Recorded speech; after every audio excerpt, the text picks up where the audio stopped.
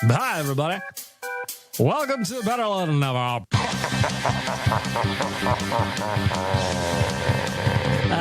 Shit. I'm not actually inside a women's prison at the moment. You might be. The horniest just went up to like 11. I don't think we have time for the intro today. We've got a lot of shit to do. Let's turn it down. Let's get going. Shout out to all of you for joining me. We are in the countdown until the Christmas break, people. Are you mailing it in at work yet? That's what I want to do. That's what I want to do right now, but I can't. I'm going to do a podcast. I'm going to record this. I'm going to post it. We're going to get it out. And then I'm going to work on some other stuff for next week. I just want to mail it in. I'm not quite there yet, but I feel like I'm pretty damn close. So welcome to Better Late Than Never, episode blah, blah, blah. And as always, it is brought to you by the audio department. Go check out theaudiodepartment.ca. The audio department works to create a safe space for creativity and collaboration for artists and musicians to realize their potential and share their message through sound and story. You could technically call this a story. Shout out to the audio department. Book some studio time, theaudiodepartment.ca. As I mentioned off the jump, it is Christmas. At least it is next week. And we're getting into that weird period of the year where time just kind of stands still, you know? I thought my Christmas shopping was done. I thought I was over it. I'm like, oh man, I'm done by the 20th. I'm in good shape here. And then I remembered that I have two parents that I have to buy for. My mother lives in Kelowna. She's sorted. Got everything sent out there. She is getting some fresh stuff. She doesn't listen to this podcast. I can just tell you what it is. She'll never know, but I'm not gonna. My old man, however, I kind of forgot about him. And it's not that I forgot about him. It's just, he's one of those people where I'm always like, oh, fuck, he just buys anything he wants. And what do you really buy him? So I was thinking maybe a nice bottle of wine, a couple of bottles of wine, does like wine. Other than that, I don't know. What do you buy your dad who has everything? What do you buy your old man who just buys himself everything he wants? I mean, I guess that's getting to the age for a lot of people, but I've got 5 days to figure it out. I can do this. Is it also wrong to say I'm just enjoying a delicious sugar-free Dr. Pepper? Me missus bought sugar-free Dr. Peppers. I didn't know that was a thing, but I'm enjoying it. Is it wrong that I'm excited for kind of a brown Christmas? A couple of weeks ago on the show, I talked about how I'm thriving right now with this no-snow environment. That night it snowed. I don't want to go in too much on how I'm thriving with this situation, but mostly because I don't want it to snow tonight. Listen, I'm here for a brown Christmas. I've had a handful of hot Christmases over the years. I spent one in Thailand. I was over in Australia. I had one in Mexico. So I'm kind of used to the hot Christmas. It's been a long time since we haven't had much snow around here on Christmas Day, but I'm super into it. Again, don't come at me with the environmental implications. I'm choosing to ignore that dread and just live in the moment for today and enjoy it today. You know, El Nino Christmas. That's what I'm all about. That is what I'm all about. And since it's Christmas on Monday, I figured that let's walk through some of the most popular traditions of the year. I always want to know what your traditions are. At my house, part of the tradition we have is on Christmas Eve, we do the French thing called le réveillon. So essentially, like, you just eat a bunch, really. It's like a midnight meal, but you're there to eat. You can call it whatever you want. We just have snacks out the whole time. The fun part about the tradition on Christmas Eve for us, though, is we always, in my family, and there's no reason for it, but we do it every year. We put on an AC/DC live concert, and we fucking pump that. We pump it as loud as possible at my sister's house. Shaking the foundation of the place. Listen, her kids are all grown up. They're allowed to stay up. So we pump some AC/DC down there. Why do we do that? Makes no sense, but it made me wonder, what are some of the other Christmas traditions from around the world? So I found an article from independent.co.uk. Liam's homeland is where this one comes from. And I just found some of the most interesting kind of Christmas traditions from around the world. And I want to share a couple of those with you. In Austro-Bavarian alpine folklore, the Krampus is Father Christmas's scary friend, the devilish creature who punishes naughty children throughout the festive period.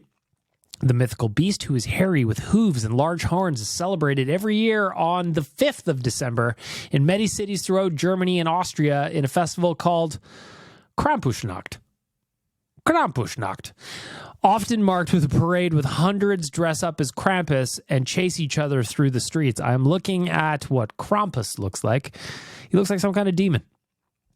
I don't know how that works around Christmas, but kind of into it. Today, if you look at the Oilers Nation's Instagram account, you will see that Kennedy made a video just asking us our favorite Christmas movie. I said mine is A Nightmare Before Christmas.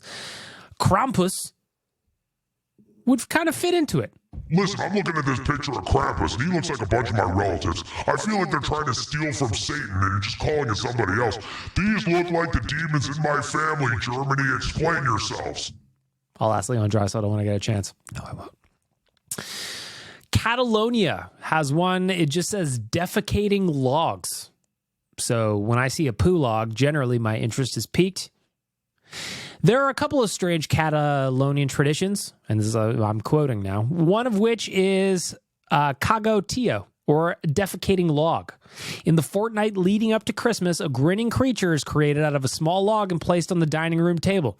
The log must be fed every day with fruit, nuts, and sweets before, on Christmas Eve, it's beaten with sticks, excreting his goodies. Another fecal-themed Catalonian custom is caganer, a small defecating figurine which traditionally appears in nativity scenes. In more recent years, caganers are sold in stores, and Christmas markets throughout the region have taken the form of just about any celebrity, from Donald Trump to your least favorite rival footballer. So their nativity scenes have a shitting character in them, essentially, is what I'm learning. In Japan, this one I can get behind. Christmas isn't a national holiday in Japan, but that doesn't stop a large number of people celebrating the festival. Father Christmas, or Santa Kurosho, is said to have eyes in the back of his head to keep an eye on naughty children, while Japanese Christmas cake is usually made up of sponge, whipped cream, and strawberries. Like sponge cake, I imagine. Can't just be sponge. That's not delicious. In further a spin on Christmas food, many Japanese people head to branches of KFC on or around Christmas Day, with the week leading up to December 25th reportedly being the chain's most profitable week of the year in Japan. Somebody at Nation HQ said they always get KFC on Christmas. I do it on New Year's Eve a lot. There's no reason why, but there was like the one time, Eric, our graphic designer, he was the one that says KFC Christmas, I think, if I'm remembering that right. I do it on New Year's Eve. It's the only time I eat KFC all year. But for some reason on New Year's Eve, I always get a big bucket of popcorn, or a big bucket of chicken and some popcorn chicken. I'll murder the whole thing. Remembering the dead. This happens in Portugal. In Portugal, a more religious Christmas is also a time for remembrance, as families set extra places at the dining room table on Christmas Eve or sometimes Christmas morning for deceased relatives. The practice is called consada, and is thought to bring family good luck, with the meal consisting of salted cod, potato, a range of regional desserts traditionally taking place after a day of fasting. Oh, I don't mind that one. Remembering your relatives. Czech Republic, this one's more my speed. Shoe throwing. Over Christmas, Czech women use a clever trick to predict their love lives for the upcoming year. Unmarried women stand with their backs to the front door and toss shoes over their shoulder. If a shoe lands with its toe pointing toward the door, the woman may very well be planning a wedding within the next 12 months. Pretty sure that's scientific. I'm going to chuck a shoe at the door today and see if I will be getting married over the next 12 months. Probably not. Hiding your brooms. This happens in Norway. In Norway, it's thought that Christmas Eve coincides with the arrival of evil spirits and witches. In a bid to protect themselves, families hide all their brooms and mops before they go to bed. Fucking witches breaking into the house, stealing our brooms. What is this? What is this? I think they're confusing Christmas with Halloween. Listen, we know witches always appear on Halloween or All Hallows Eve. You know, it's a celebration of demons. Now, if we're going to go back to Germany just straight up stealing my family members and calling them Krampus, we're going to call out Norway for this ridiculous Halloween tradition carried over 2 months later. What is this, Norway? In Greenland, their tradition is they eat whale skin for dinner. If you think sprouts are bad, you should try one of Greenland's Christmas delicacies, matak. Raw whale skin with blubber is one. Another is kiviak, which is when an auk, a small bird, is wrapped in sealskin, buried for several months, and then eaten once. No way. No way. Do you want me to handle this one? I think I might. This is gross. Kind of gross to me too, but I'll handle it for you, pal.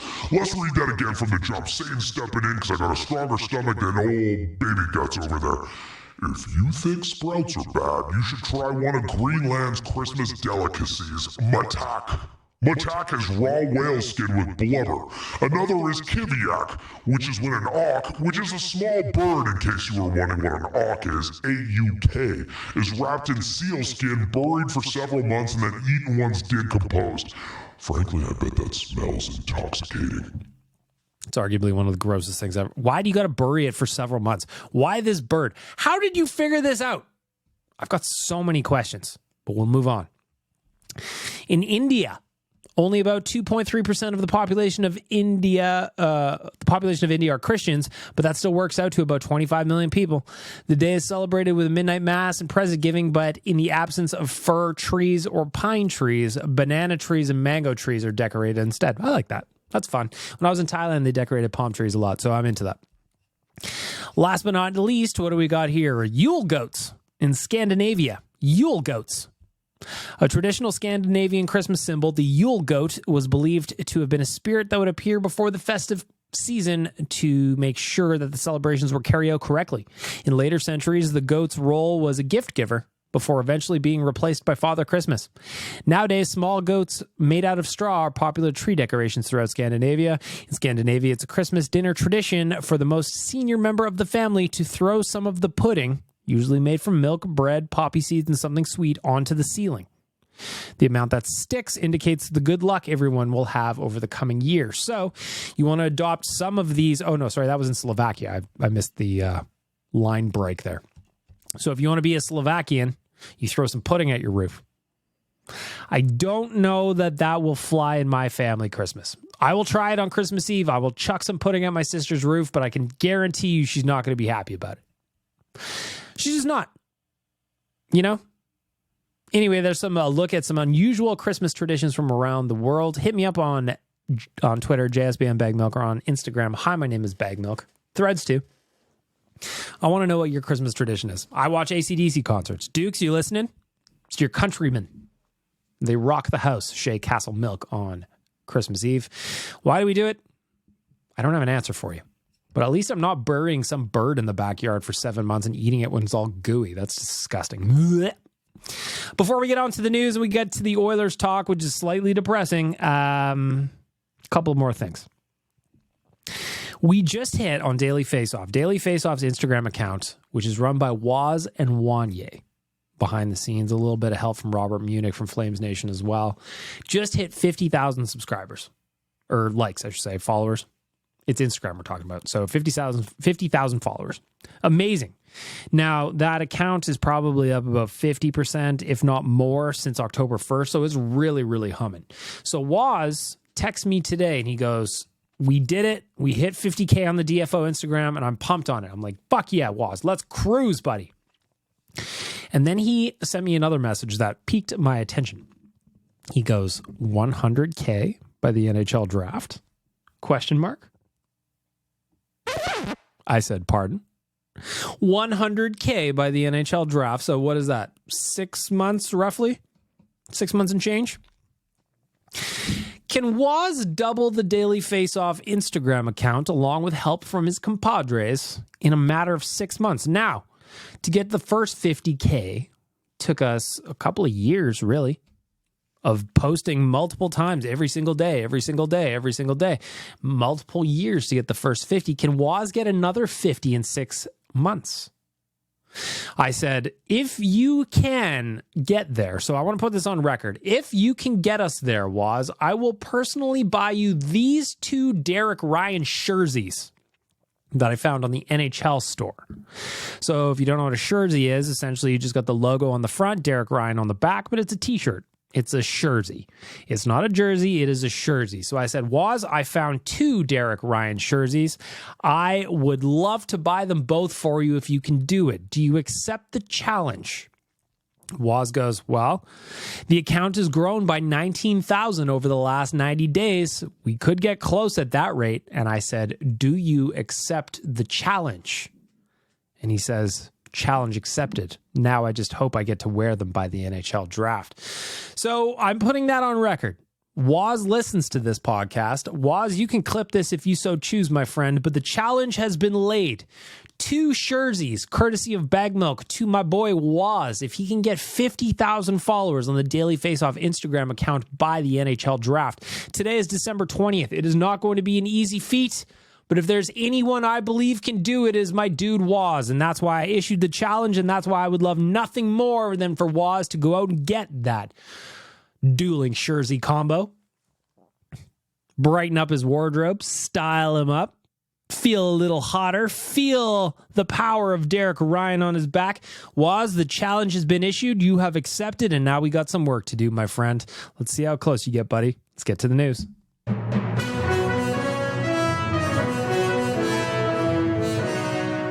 The news is brought to you by Alberta Blue Cross. There's only one thing better than sharing memories, and that's making new ones. Alberta Blue Cross Travel Insurance protects your memories and more wherever travel takes you. Visit ab.bluecross.ca/travel for more information. Of course, Alberta Blue Cross, the official insurer of the Nation Vacation. If you want to come with us to Arizona in February, let's make some memories. It's the family day weekend. The boys are down there. They're going to be playing in the tiny barn. They're going up against Arizona. We're going to make some memories. We're going to make some new memories. We are going to have a blast together, and I encourage you to come with us. NationGear.ca to get all the details for that trip, including details on the no-flight trip. If you're going to be down in Arizona and you still want to join us, we got an option for you there as well. But let's get to the Oilers. Let's get to the news. How can we not start with what's going on right now? You know? How can we not start with the Oilers stumbling their way into a 3rd straight loss last night? The Oilers had a chance. Leon Draisaitl opened up the scoring in New York against the Islanders only a minute and change into the game yesterday. So you go, man, you know what? The boys have got a good start. They got the early jump. Let's see where this goes. What I never would have expected, however, is that the Oilers would have coughed up that lead and ultimately the game on 3 consecutive special teams blunders. The PK, which has been so good for the last handful of weeks, gave up 2 straight goals. And you know what? Sometimes that happens. And you go, shit, that sucks. But ultimately, this is the NHL we're talking about. Teams want to score on the power play, and New York did that. They did that twice. The second thing that came up was the Oilers gave up a shorthanded goal as a trio of special teams units getting kicked in the pills yesterday. Not only did the power play go over, they gave up 2 and a shorthanded goal. So in terms of a special teams battle, last night was a disaster. This was not the game like we saw against the Tampa Bay Lightning, where the Oilers were ultimately the better team outside of Stuart Skinner. They just couldn't get that extra goal that they needed, or 2, or I don't remember what the score was now. Anyway, Vasilevsky kind of ruined the plans. He made 50-plus saves in that game. The Oilers were buzzing. They lost, and it's one of those ones where you go, damn it. Like Stuart Skinner, we needed him to be better, but the boys played well. You know what? Shake it off and move on. I was at the game on Saturday night against the Panthers. Awful. It was a 5-1 loss. Somehow that loss was more painful than the 5-3 loss to the Panthers a couple of weeks ago. In that one, if you remember, the Oilers had a 2-goal lead, ultimately coughed it up, lost 5-3. On Saturday night, they weren't even in the mix ever. They were down by 3 at the end of the first period, game over, essentially. So, painful. It's painful. Last night against the Islanders blocked a ton of shots. I wrote about it in 3 key things at OilersNation.com today.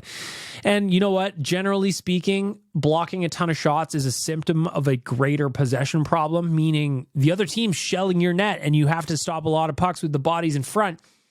That's why it's a problem. But last night, the Islanders kind of put on a masterclass about why you need to get pucks through. You need to have different plays. You have to have different ideas in the offensive zone, because the Oilers were they were flat. Leon Draisaitl got that goal first minute and change. And then from there, it was nothing. Yeah, Sorokin was good, but he wasn't unbeatable, you know? But they made him look like it. So as a result, what do we get today? Ahead of tomorrow's rematch against the New Jersey Devils, we get new line combos. I'll run through those in a second. The most notable thing about the line combos, though, is I'm peeking. Let me see here. I don't see Connor Brown's name at all. Are you telling me that Connor Brown is going to be healthy scratch? Oh, yes, I am. Yes, I am telling you that. And you go, but Bag Milk, why would Connor Brown be scratched? And let me tell you, it's because he's doing nothing. I never, ever would have expected things to go this bad with Connor Brown. Now, my prediction of 65 points before the season, first of all, that is aging like yogurt in the sun. But my prediction was kind of like, all right, this guy's going to get a chance to play with some really talented centers. Whether it was Connor, whether it was Leon, whether it was Nuge, whether they stacked the three up and there was just something like that. He's going to play with a talented center. What I didn't expect is that we would be 23 games into his Oilers career. He is minus 10, 1 assist. And as Jason Greger pointed out on the Jason Greger show on Sports 1440, he has 7 shots from the slot all season long. Generally, his shooting percentage is somewhere around 11.2%. That's his average in his NHL career. Obviously, this year it is 0. In Ottawa, his last year where he played 64-plus games, it was 8.3. So it's been in gradual decline since he had a 17.1 shooting percentage with the Sens in 2020, 2021. This player is battling confidence. He is battling every metric available in sports right now. And he's also playing 14.26 on average per night. So it's not like he's only playing 4 or 5 minutes. You go, whoa, well, you're not playing any minutes. How are you expecting him to get going? He's playing minutes. Am I surprised to see Connor Brown yanked out of the lineup based solely on what he's doing? No, of course not. But when you think about it in terms of like the cap allocation, it just is so angering, you know? It's so angering. Look at the 2 players we have right now that are not contributing to the Edmonton Oilers. Like, Connor Brown's going to be a healthy scratch tomorrow.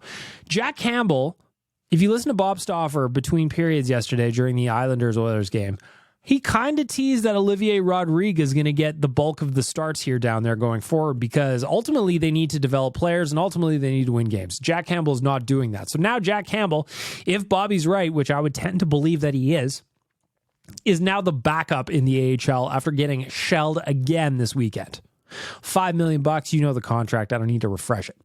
Connor Brown, we're talking about another guy that is just not contributing. $775 this year. You go, oh, league min, that's fine. $325 next year, and you go, So $4 million total over 2 years, and who knows how that split is going to look when all is said and done. You've got $9 million of your cap space. You've got over 10% of your cap tied into 2 players who are contributing 0.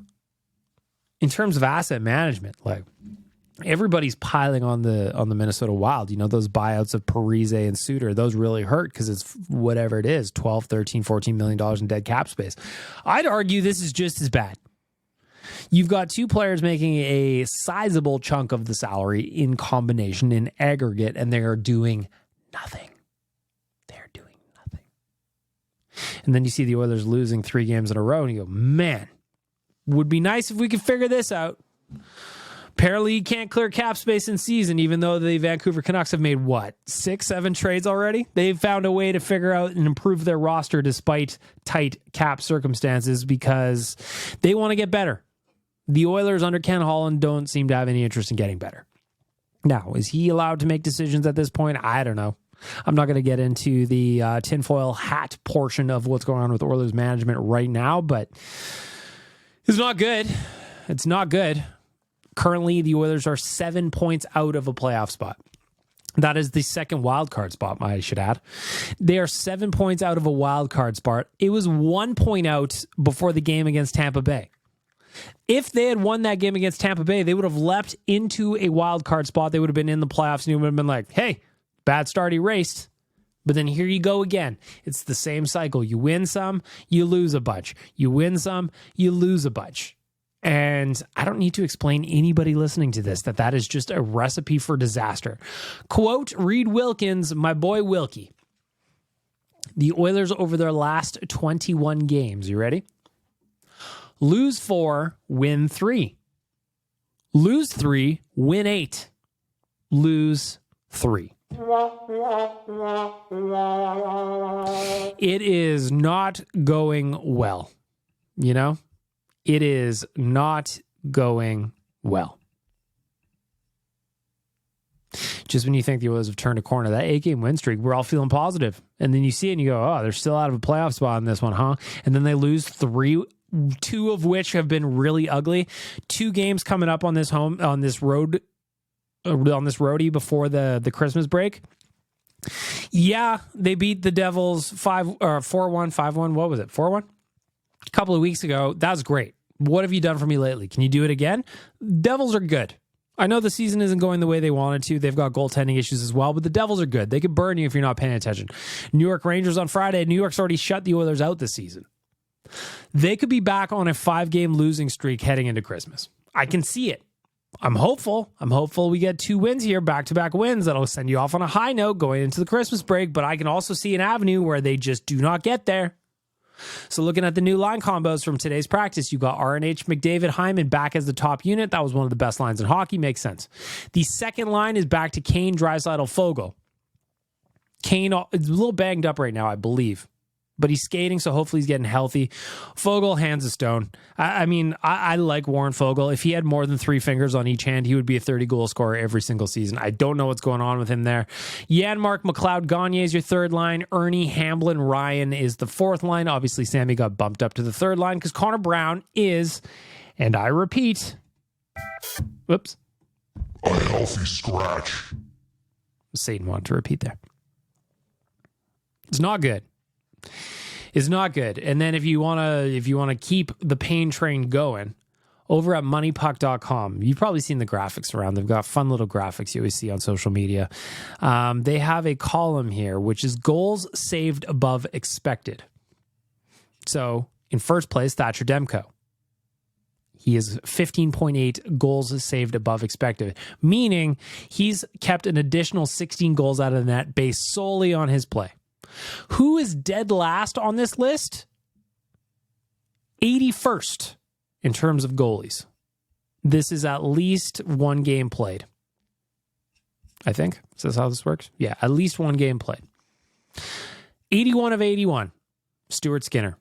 He has allowed 12 goals more than expected. So not saving goals more than expected. He's allowed 12 goals more than expected.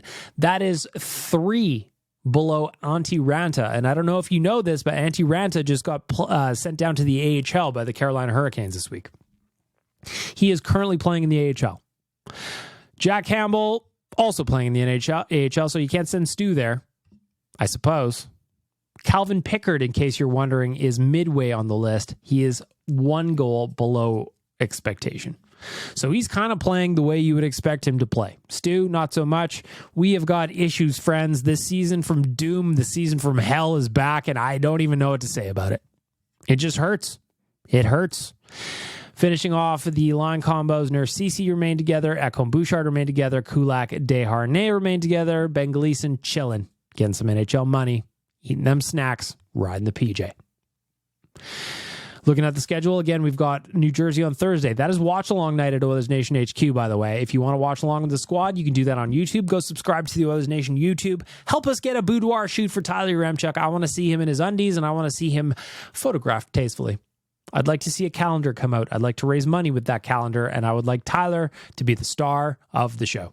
That's all I want. That is all I want. And I don't think that's unfair either. You know? I really, really don't think that's unfair. I think Tyler's the man for the job. I think that if you help us out by subscribing to our YouTube channel, we can make that happen. And you get first access to all of our content. What is not to like about that? You know? What's not to like about it? Everything you want is all in one tasty little spot. As far as I'm concerned, anyway. And that is how we end the news for our friends at Alberta Blue Cross.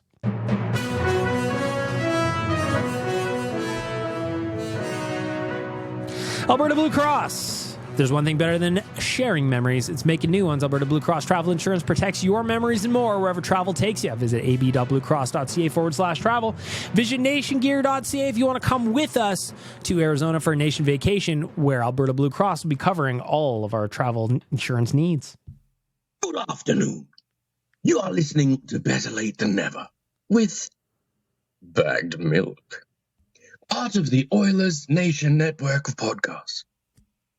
please send all feet pics to Tyler at OilersNation.com. Oh, yes. Looking at the bets, it is just not going well, friends. It is not going well at all. When the Oilers are bad, the betting is bad because I bet with my heart. Now, I am 19 plus and could do so responsibly, so I'm happy to go over to Betway and toss a couple of shekels on, because if I ultimately lose the money, I kind of expect it. So when I win, I'm riding a high, but when I lose, I'm riding the lows. And right now, there's a bunch of lows coming because the Oilers just can't get anything done. Last night, I put a couple of bets. Leon Draisaitl will get 2 points. That one I thought was going to be easy, especially after he got that first goal a minute and change in. Did not happen. I also bet over 1.5 total power play goals. That did happen because, well, the New York Islanders kind of got their job done. Kind of got the job done. I also bet Connor McDavid to get just a point and Edmonton Oilers to win. That would have been a tasty plus 190. That would have almost tripled my money. Again, nothing. Nothing for me. Just crickets. That's my bankroll. Wondering where all my money is gone. Where's my money gone? I also, the last one I had, Ryan Nugent-Hopkins, I bet on him to get a power play point. The Oilers got nothing done on the power play. So if I'm talking about betting, provided that you're 19 plus and can do so responsibly at our friends at Betway, it is just not going well right now. It's just not. And it hurts me. It hurts me for so many reasons. If I was losing money because my bets were too aggressive, but the Oilers were still winning, that's one thing. But when they're losing and I'm also losing, it's just bad news. And there's nothing you can do about it but get upset, get sad, get back on the horse and try again, you know? That's all you can really do. You ever get so damn frustrated you don't even know what to say? Well, of course you do, because you're a fan of the Edmonton Oilers. And you're listening to Better Late Than Never. You want to see a man, boy? I'll show you a man. Kick me in the jimmy. It is time for the righteous sack beating for the fine folks at Trilogy Oilfield Rentals. Of course, Trilogy Oilfield Rentals are an established provider of tools and expertise across multiple oilfield disciplines, specializing in rentals, pipe recovery, abandonments, and completions. Currently, they maintain full-time operating units in Provost, Weyburn, and Kindersley. What kind of tools they got? Well, this is my favorite button to push. Rental tools, fishing tools, drilling tools, coils and tools, mills and bits, completion tools, any tools for any job. TrilogyRentals.ca. I also want to give a shout out to Trilogy Rentals for hooking me up with the Oilers tickets on Saturday night. Got to go watch the boys play. First time at Rogers Place this season. I was super excited about it. Unfortunately, it didn't go well. But that wasn't Trilogy's fault. That wasn't Trilogy's fault at all. They tried to hook me up. I was there to boo Kachuk and cheer. Unfortunately, booing Kachuk is pretty much the only thing I was allowed to do that was any fun. So, away she goes. I actually don't have anything bothering me this week. I'm having a good week. Like I said, I'm just trying to launch myself into the Christmas break. So thankfully, I've got a guest RSB here. We're going to check that out. But first, you need the button, then you get the play. You want to see a man, boy? I'll show you a man. Kick me in the jimmy. Righto, mate. Here's the 411. Okay? You might as well call me a cattle farmer because I got some fucking beef, all right? Pause for laughter. So, yeah, you're right. I did. I did laugh. Dukes, you know me well. You know, I sometimes during the season, I like to chuck, a little $5 bet on the game. Mm-hmm. Like, you guys call it a parlay, but normal people call it a multi-leg bet. So, I throw 20. Listen, parlay just doesn't that sound way more fun than a multi-leg bet? Let's do a parlay, a multi-leg parlay. And everybody's like, really? Parlay? That sounds fancy. Not a multi-leg bet, Dukes. Come on, join us. Join us. Call it a parlay, damn it. $10-20 in my account, start of the season. Do $5 each game, select, 5, 6, 7 legs, whatever. Had a couple of wins early on in the season. Nice. So that kept me going because I normally don't bet every game, but because I had a little cushion in there, little cush. I wrote it. So, I've bet on most games this season. And, I've just run out, which is fine because it was only a small amount of money. But the 5 out of the last 6 games, I've had 6 to 7, sometimes 8 leg multis. and 5 out of the last 6 have literally missed by 1 leg. I hate that. That's the thing. So joining in on this, Dukes, one thing I like to do is I always have my game day betting article for Betway over at OilersNation.com on game days. And one of my favorite things to do is I call it the betting parlay lotto almost, where say there's 15 games on the slate that night, I'll pick money line winners in every game. So you got 15 legs of your parlay and I'll just put $1 down. And generally speaking, the odds of that many games would generate anywhere from $500, $600, $700, depending on how juicy it gets, right? I am with you because I have had 2 instances this year where $1 would have turned into $500, $600 only to miss by a single leg of the parlay. And making things even more frustrating was that one of those instances was because the Edmonton Oilers lost.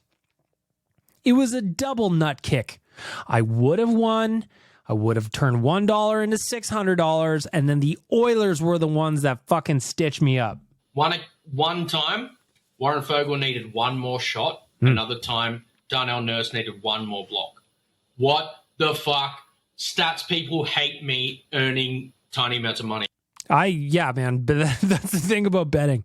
Provided you're 19 plus and you can do so responsibly, it can be some fun. But if you're getting into the parlay game and you're starting to add more legs on, obviously the difficulty becomes more, it ups the difficulty. But when you miss by 1, it's just painful. Like when I put in those 15 leg parlays on money lines just to pick the winners of every game, if I miss half of them, I go, nah, I was just bad today. I was just bad. I did a bad job. But when I miss by 1, fuck, that is painful. So I guess if I'm going to chip in on this week's righteous sack beating, it is missing your parlay by 1 leg. Doesn't get worse than that. You want to see a man, boy? I'll show you a man.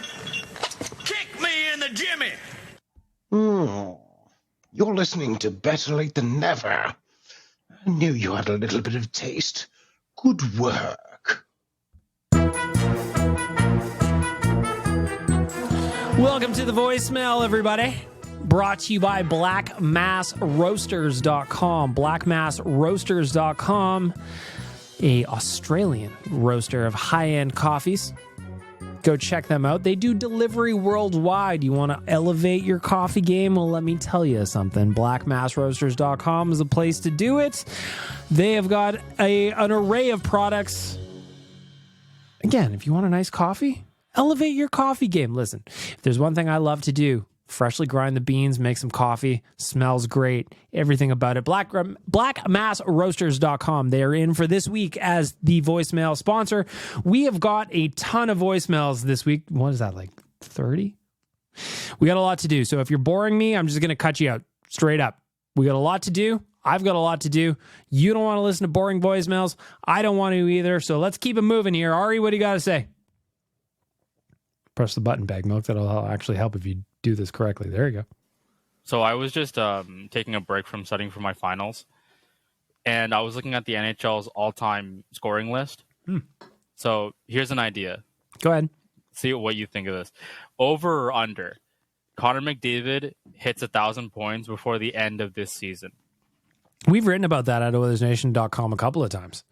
I fully think he could do it. I mean, he's got a lot of work to do at this stage, given he just had a slower than normal Connor McDavid start. Let me see here. Connor McDavid. I'm going to do this on the fly. We're going to do a little URM check math. We're going to try to figure this out. So in 596 games, he has 891. So he needs 109 over the final, whatever that is. He could definitely do it. I would never bet against him. That's how I would say. I don't think he's going to do it this year based just on a slower start by his own standards. Very, very important qualifier. But I wouldn't bet against him at all, ever. Connor McDavid, if anybody's going to do it, it's going to be him. Hey, Bait Milk. What's up? It's Wednesday. And I realized I may have been a bit hard on Jay Downton. So I am sorry, Jay. They should still hit Ohtani, though. Fuck that guy. Jay doesn't listen to this. He'll never hear that. And I'm not going to share your message. Got to make sure that he's on his toes, Mr. Downton. Look, if you had... I don't know if I can play this or not. I want to. But if this gets flagged on YouTube, Dukes, it's your fault. This cover of Eminem better be well worth it. One shot, one opportunity to seize everything you ever wanted in one voicemail. Would you capture it? Or have 4 or 5 fucking takes? What are you doing? Oh, this is Donkey, by the way. Good afternoon, dog oil, lubricant, pork, cock, yeah, whatever. Duke's taking shots at all of you that are leaving multi-take voicemails. Again, if you missed that, we've got a bunch of people that do multiple takes in the voicemail. I'm at 41 minutes on one take here on this podcast. Let's keep it cruising. The voicemail is rolling along for blackmassroasters.com. Have you ever been startled in the middle of the night by athlete's foot? No, because you're not a fucking athlete. And why would an athlete put their foot near you in the middle of the night? Well, I don't know. You Fair. tell me. Yep. If any of this sounds familiar to you, you're probably a paranoid schizophrenic. Go and get help. Well, it's good advice for all of us. I think we could all talk to somebody from time to time. That reminds me of the foot thing. Like, I don't know that the joke landed the way that Dukes wanted it to, but the foot thing reminds me of, I'm rewatching The Office. One of my most detested activities right now is scrolling through Netflix, like doom scrolling Netflix to try and find something to watch that I haven't already seen. And what I've decided is if I hit a certain threshold where I'm just getting annoyed, I just put on The Office. That's it. Because most of the time, like if I'm just putting something on, I just want background noise. So The Office, I'm starting back at season 1, rolling all the way through. Just wrapped up season 2. That show's so good. And I think the reason the foot thing brought it up is I'm pretty sure I'm getting close to the Michael Scott, George Foreman grill foot bacon thing. Great show. If you've never seen it, well, I understand it. I had never seen an episode up until a couple of years ago, so I'm with you. Well, good day there, Bag Milk. My name's Donkey Volley. I think Dukes is doing a lot of these from the bathroom today. Voicemail on the shitter? Shitter thoughts in the voicemail. Now it is brought to you by blackmassroasters.com, and we know how coffee kickstarts the bowels, so maybe it's all tied together. I don't know. I'm a long-time listener, first-time caller. I just had a bit of a question for you about the Edmonton Oilers hockey team. Not sure if you're familiar with them, but just wondering what your opinion is on this particular thing that I'm about to tell you. Let's pick it up. When they finally win a cup, which, you know, hopefully a bit fucking soon, just quietly, you know, Amen. between you, me, and the fucking defence post. When they finally win a cup, who out of these two are you going to say had more influence or is more to thank than the other for winning that cup? Out of Jeff Petrie and Justin Schultz, which one should we thank most out of those two for the aforementioned cup? Thanks, I'll hang up and listen. Well, it's a terrible question, but now you've put me in I'm just curious. Like, who contributed more to the Stanley Cup we are going to win?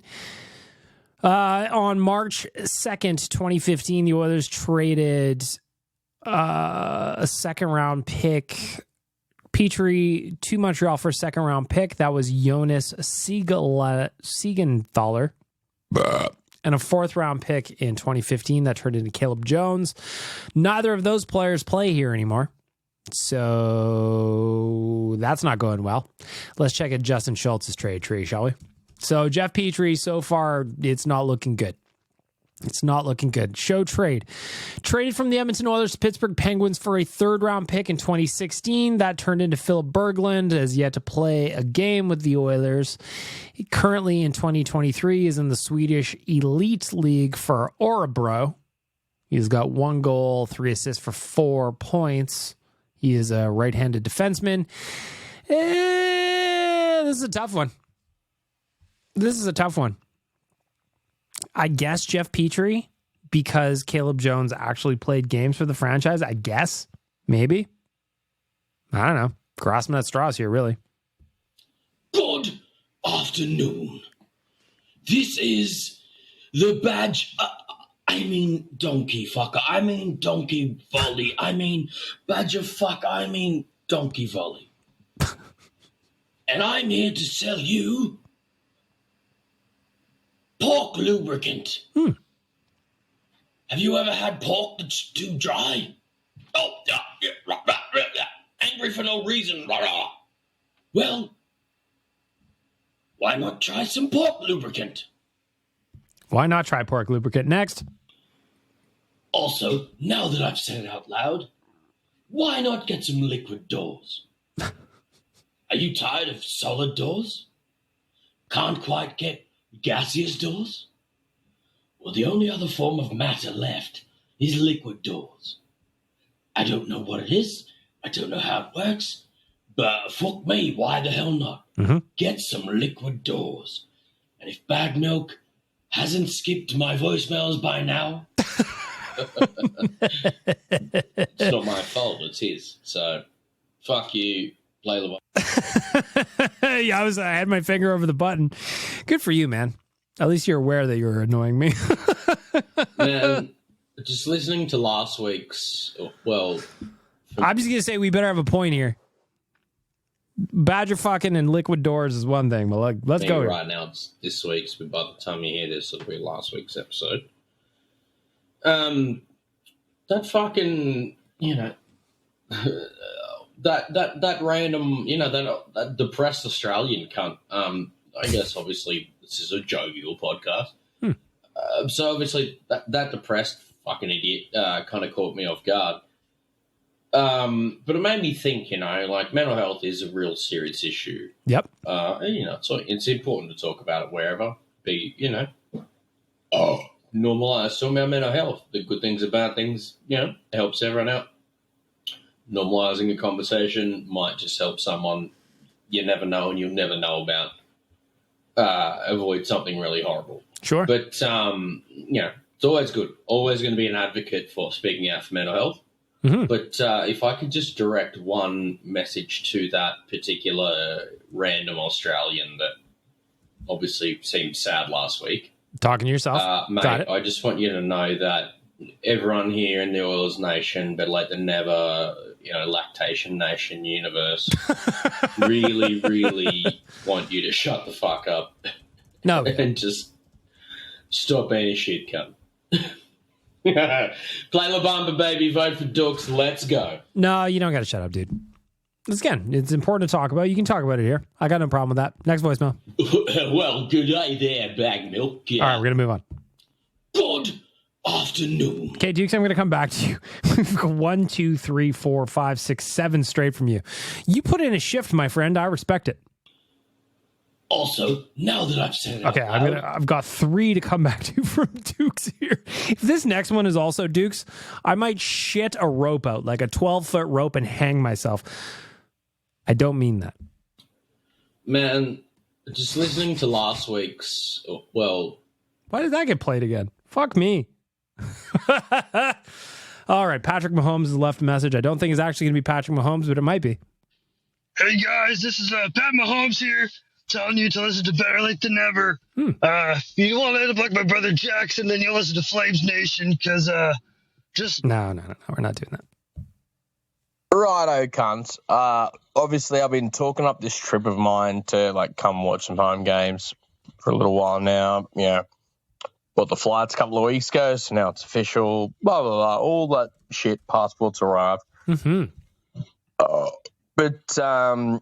one of the big things, one of the main things I've done so far is call out Chalmers for a drinking contest. Yeah.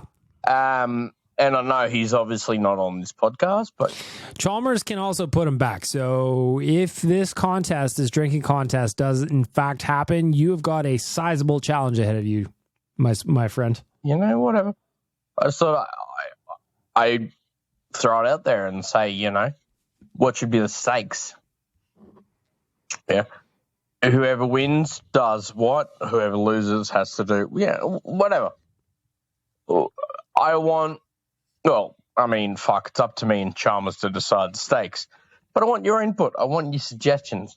What should the stakes of the Chalmers and I contest be? Yeah? 'Cause I'm coming to your city and drink all your beers. I know that for a fact that Canadian beers are like American beers. They're weak as fuck. Well, we'll see about that when you get here. My dad was in the army.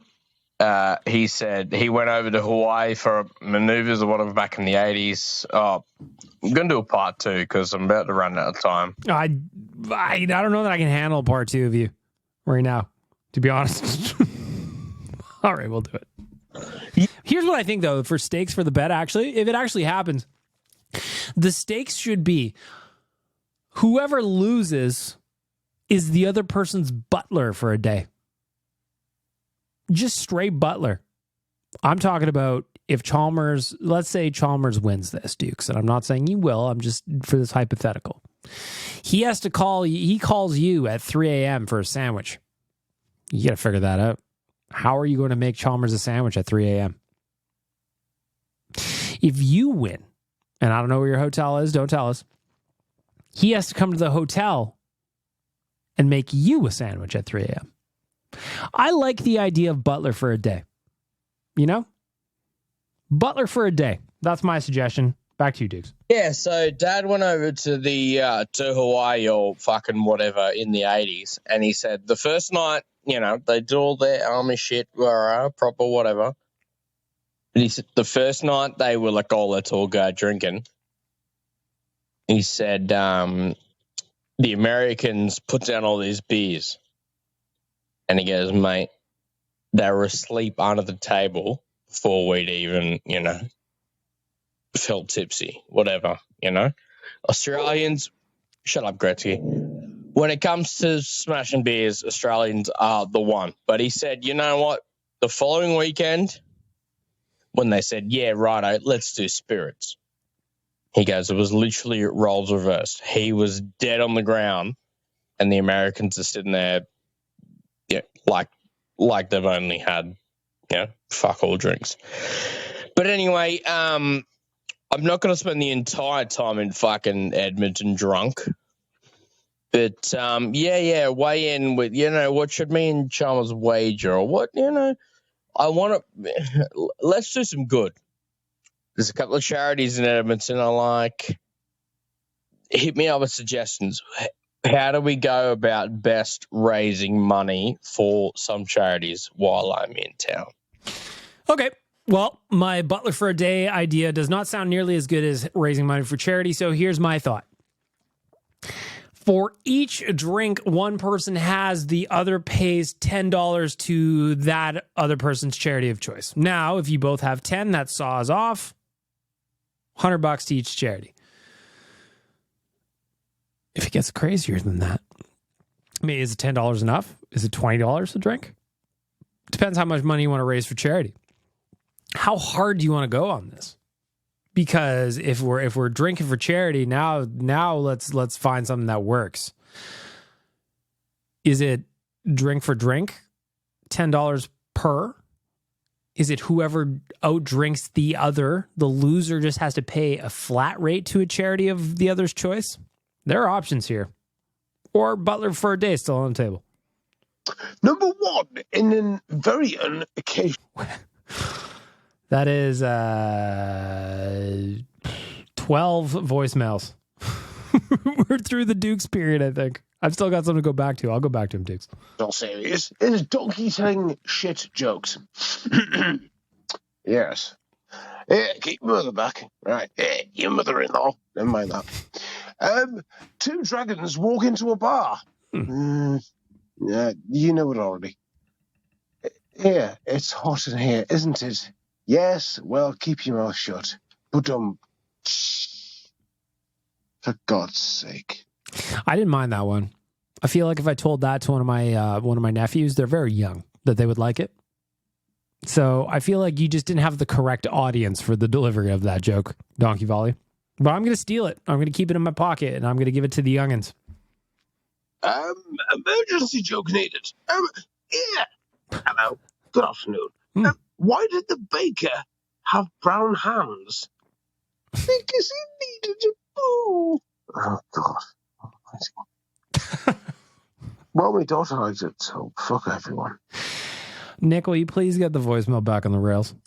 Hey, Big Milk. So Saturday night was not a good night for my sports teams. No. Started with the Denver Broncos getting absolutely spanked by the Detroit Lions. Mm-hmm. I started talking shit to Liam Horban on Twitter. Mm-hmm. And then the Lions just dummied the Broncos. Yep. Absolutely dummied them. Yep. And then the Oilers... And Liam probably muted you the whole thing. It was probably a double whammy for you that night. got spanked by the Panthers. Yep. So I'm a bit salty right now. So I want to ask you and any other voicemailers, what is the most random, obscure Oilers/sports memorabilia that you own? I'll start. I have two of them that are really random. Number one, I have an autographed Jake Butt Denver Broncos jersey. Who was Jake Butt? Oh, he was a tight end for the Broncos for like 3 years, and he did absolutely fucking nothing, which is why his autographed jersey went to me for $20. And then my Oilers one, there was a point in time where I thought I had to have cool things to impress women.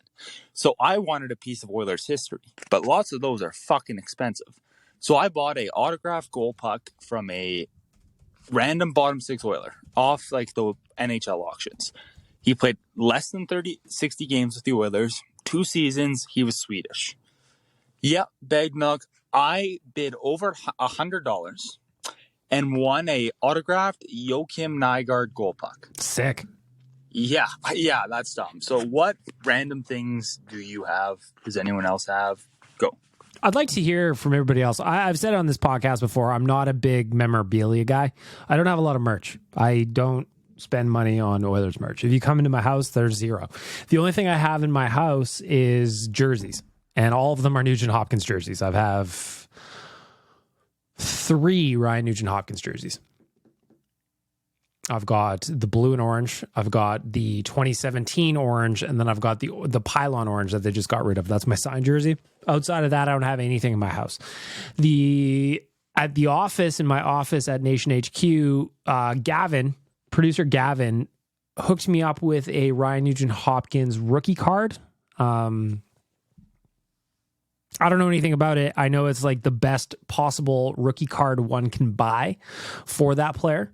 But that's really all I got. I'm not a big memorabilia guy, so I'd love to hear from you. It doesn't have to be Oilers, just in general.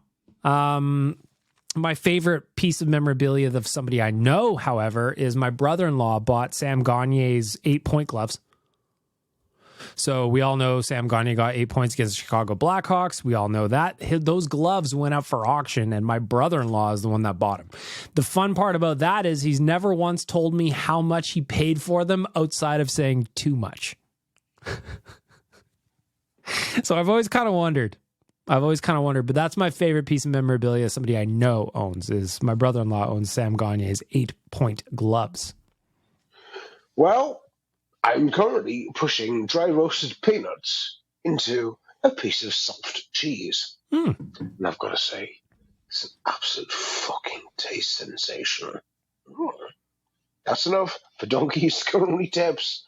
Stick around, kids. You may learn. Is peanuts and cheese a thing? I've got roasted peanuts upstairs, and I've also got cheese upstairs in my house, and I think I'm going to try that. Donkey, you've inspired me. I didn't know that was a thing that we do, but I think I might be into it. I like both of those things separately, so would I like them both together? Maybe. We'll find out. Ari, what do you got to say? Since it's Christmas time now, I've got something for you. I'm just going to mute really quickly, okay? Sure. The Rogers Raptor run. Nope. How dare you, Ari? How dare you try and drop that on me? You're stealing Nick's bid also. Nick's up next, so I wonder what he has to say about it. If you play the Rogers Wrapped in Red event, I'm banning both of you from the podcast for 1 week. So, Big Milk, I want to add on to my last voicemail about my Joakim Nygard goal puck. Please. Because I think I have a jersey that might be even weirder, and I keep forgetting. Weirder than a Joakim Nygard Oh, I've got a weird jersey too, actually, now that I'm thinking about it. Go ahead, Nick, where I'm going to compare mine afterward. About it. So yeah, about the Joachim Nygaard gold puck, do I regret that purchase at all, buying that to try and impress women? Hell no. Hell no, man. Because every time I look at it, it's fucking awesome. And it's funny. I love that puck so much. It's very funny, too. I think, hey, obscure Oiler, I'll never forget because I own this fucking gold puck. But the other thing is... and frankly, you own his goal puck. There aren't many of those around, you'd think. I don't remember how many goals he scored, but it can't have been many. Maybe even more random. Because at least that one's Oilers. This thing's not really... So, Cool Hockey at one point did a mystery box where you paid like $100 and they sent you a random NHL jersey, any one of the 32 teams. Sure. So I did that once. And That's I fun. got a Dallas Stars blank home jersey. So I'm like, you know what? I should get this thing crested. I should get a former Oiler on there. So I'm like, oh, who do I get? Oh, Andy Moog. No, he didn't wear that jersey. Alex Hemsky. No. So I went ahead and put Andrew fucking Cogliano. So I think I might be like one of 5 people who own an Andrew Cogliano Dallas Stars jersey. So what's weirder, the Joachim Nygaard goal puck or an Andrew Cogliano Dallas Stars jersey? The Andrew Cogliano goal... those are my 2 weirdest things. The Andrew Cogliano Stars jersey is a random piece of merch tone. It's like when Brett Holden, who does some producing for us at Nation HQ, showed up to the office wearing a Jack Campbell Texas Stars jersey. So that's the AHL team for the Dallas Stars. He rolled in wearing that. I'm like, what the fuck is that? Where did you even buy that? My other one that just kind of came to me as you talked about the weird jersey is one time I got gifted a signed Chris Mason St. Louis Blues jersey. I don't like Chris Mason and I don't like the St. Louis Blues. I do like Nelly, the rapper. Well, at least I used to when Hot and Horror was a thing, you know? And the first album. First album slaps. Country Grammar, get the fuck out of here. Still bangs. But that has got to be the most random piece of memorabilia I own, is I own a signed Chris Mason St. Louis Blues jersey. It's at Nation HQ. If you're ever around Nation HQ and you want to have a look at the old Chris Mason jersey, I'll show it to you. No way. Is Ben back? Ben, where have you been? I'm back. What's up, everybody? I'm back after a long, probably, I think 9 episodes or something. It's been a long hiatus, man. We missed you. Ben is always the voice of reason on the podcast. Here he is. He's back. So I know you've all missed me. Mm-hmm. I haven't listened to any of the older podcasts. Oh, Ben, come on, man. I was just been busy with school and stuff. This kid's pretending that school's more important than listening to a podcast he's slightly a part of. How are we supposed to raise the youth into upstanding citizens of tomorrow? What the hell is happening, Ben? So I just started listening to the older podcasts, and Ben, I'm gonna go Ben, I apologize now that I know you're listening back to what you've missed. I apologize. You can do a book report and send it to Satan@baggedmilkspodcast.com. That's not a real name address. Yeah. Why is it doing that? Satan wants to know what the audio issue is. Satan's going to follow the rules from the audio department and try to fix this problem. Satan's going to push this button, he's going to twist this knob, and he's going to bring this fader down on the roadcaster, and we're going to finish off this message from Ben. I'll give you my feedback on those as I listen to those, but great to be back. Love you, Big Milk. Back at you, buddy. I missed you.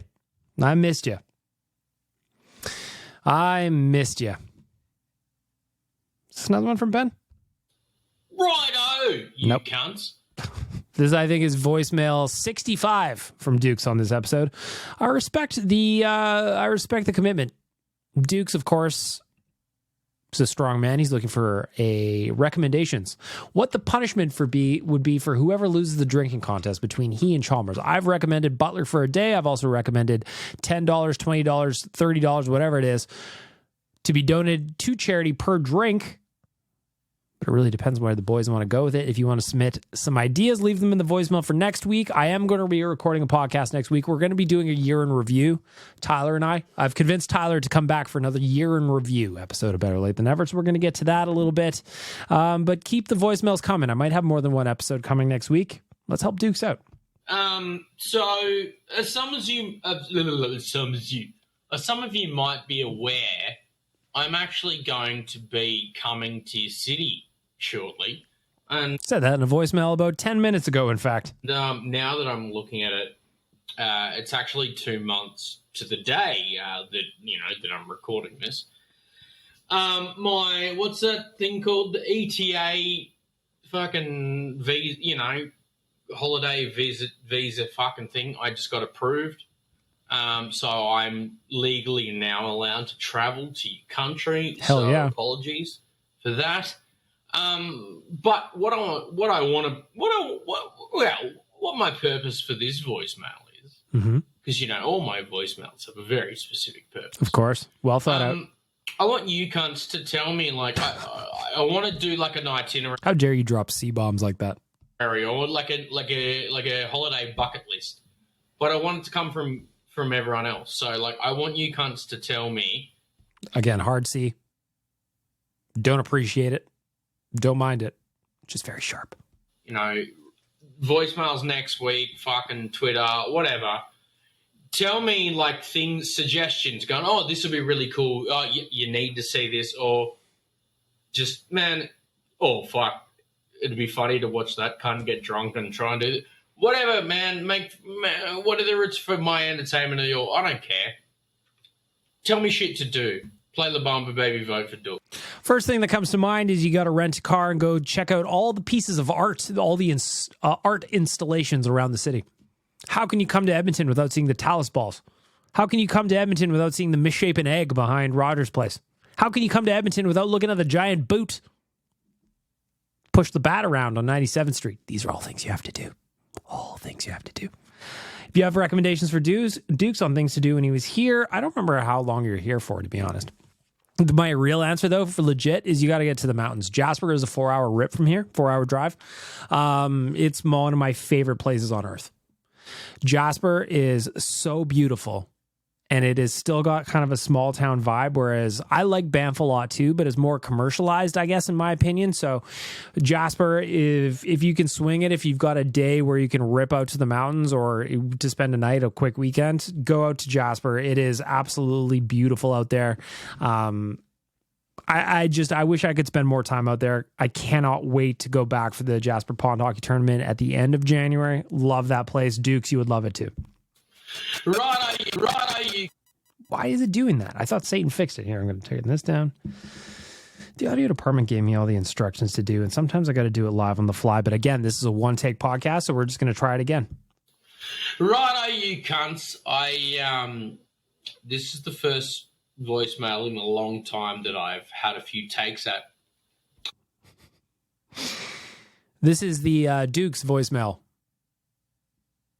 I don't know that we've ever had so many Dukes in one voicemail, but we're going to work it through. I do see some other people are in here, so we're going to wrap it up with them, but we're going to see what Dukes has to say here. So I'm going to try and be succinct, but yeah, so like I just want to give props to, like, everyone who's reached out, everyone who's like, whatever. Since I said that I'm coming to Edmonton to watch some games, obviously, most people had no business supporting me. I'm just some fucking guy. Ignore me, That's not how we can roll, though. Nation citizens are the best people you ever meet. They're caring, they're loyal, they're friendly. That's one of the best parts about this gig is the people we get to meet as a result of our united love of the Oilers. Good or bad, the people that follow this team, the people that are in our orbit around OilersNation.com, all our shows, all our podcasts, all the articles, all that stuff, the finest folks you will ever meet. Whatever. Rah, rah, rah. But the fact that people have not only got behind me, but like I've offered things, offered to help me with, whether it's, oh yeah, when you get here, I'll buy you a drink, or I'll do this, I'll do that, whatever it is. Like, it's not lost on me. It's crazy. It's ridiculous. It's awesome. No way should anyone know who I am, let alone people from the other side of the planet. Of course, a special shout out goes to Shannon, who, mate, messaged me the other day. Lower bowl tickets, 2 lower bowl tickets to the Battle of Alberta. Really? Ridiculous. There is nothing on this. That's amazing.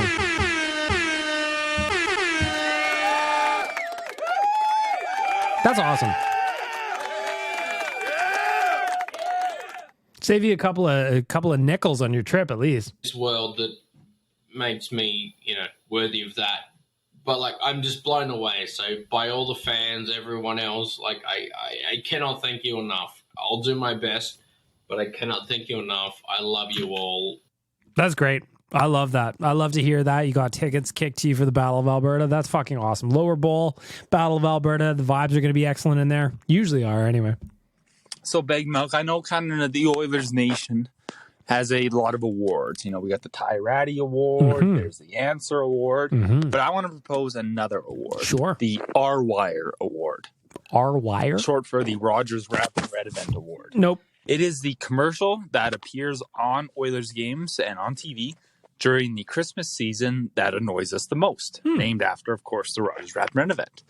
Last year, Rogers Wrapped in Red event. Rogers Wrapped in Red event. We don't need to do it. This Already year, tried to do it I already. haven't seen the Rogers Wrapped in Red event. I've seen the ad once on TikTok.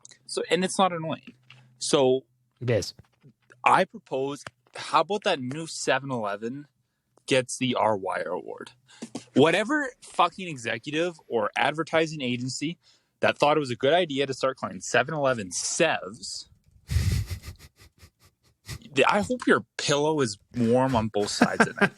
That is so fucking stupid. That commercial, I think I might hate it more than the Rogers Wrapped in Red event because the Rogers Wrapped in Red event was annoying. This one is just so fucking stupid. It's like, how did an adult think this was a good idea? Why the fuck would you shorten 7-Eleven to Sevs? And the rest of that ad is so fucking stupid. What commercial is annoying me right now? I don't even know what the commercial is for, but it's got those two ladies sitting in a car on a road trip, and the only thing they don't agree on is the music. I don't remember what that commercial's for, but it's terrible. I dislike that commercial so much, I tune it out of my brain. I don't even know what it's for.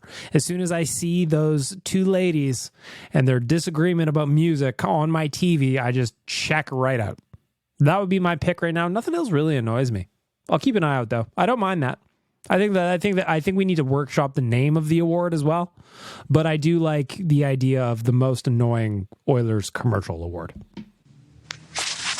Hey, BM. What up? I just wanted to give a quick take because... Did you just fart? Was that a fart? Hang on. Hey, BM. Listen carefully. I just wanted to give a quick take. Listen carefully, friends. I think we caught Kyle the Embalmer in a fart. I just wanted to give a quick take because I'm tired of all the people talking about the Tampa game. We got goalied. Doesn't matter how Skinner played in that game. The fact is, if the Oilers had scored on half the chances that they had in the end of the first, middle, the whole second period, Vasa would have been sitting on the bench. Yeah. And we'd be a whole different game. We wouldn't have had to worry about how many goals Skinner let because we would have been up 5-6-1. Yep. But anyway, the other thing I want to say, Merry Christmas to all the milkers, and see y'all in the new year. Collie and Balmer checking in, potentially with a fart. I don't know. I'm probably going to see Kyle on Christmas, so I'm going to ask him, or maybe on Boxing Day. I don't know what day I'm going to see Kyle, but I'm going to ask him if that was a fart. Sounds like a fart. And back to the Tampa game, yeah, I agree. I mean, Andre Vasilevsky was fantastic. He ruined the night. Stu ultimately put the cherry on the sundae, but it is what it is.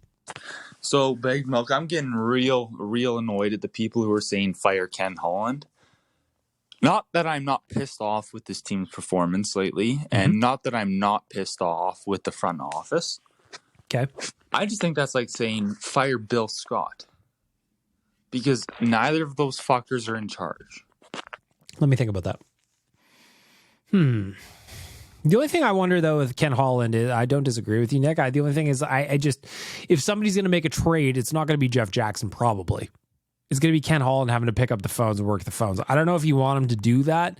I guess I'm gun shy on a GM on the way out. Remember, he is in the last year of his contract, making any deals for this team while he's on the way out. I just think of Peter Chiarelli. And is Ken Holland going to trade, for Brandon Manning? Probably not. But I don't know that he should be given the opportunity. Back to you. Like, I know Ty Yaremchuk talked about this, and I agree with him. I don't know what your opinion. I don't think Ken Holland is calling the shots. I think he's there. He's allowed to make phone calls. He's GM in spirit. But I don't think he's doing any trades without old J-Jack's approval.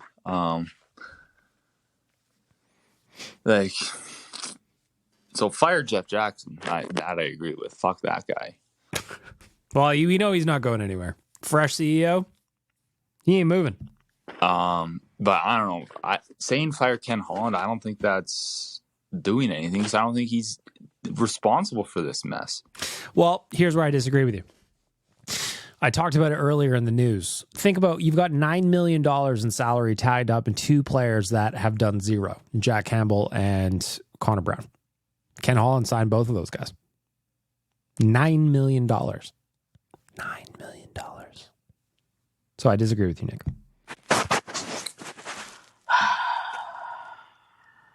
Ben's is you. Hey, I think they're doing pretty good. How dare you? No, yeah, they're doing great. There's no way it could be any worse than this. Oh, just you wait. Well,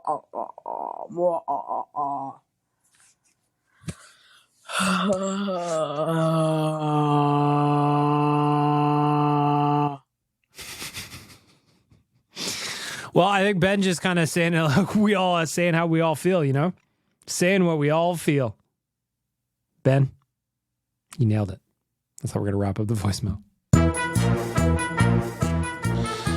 The voicemail this week brought to you by,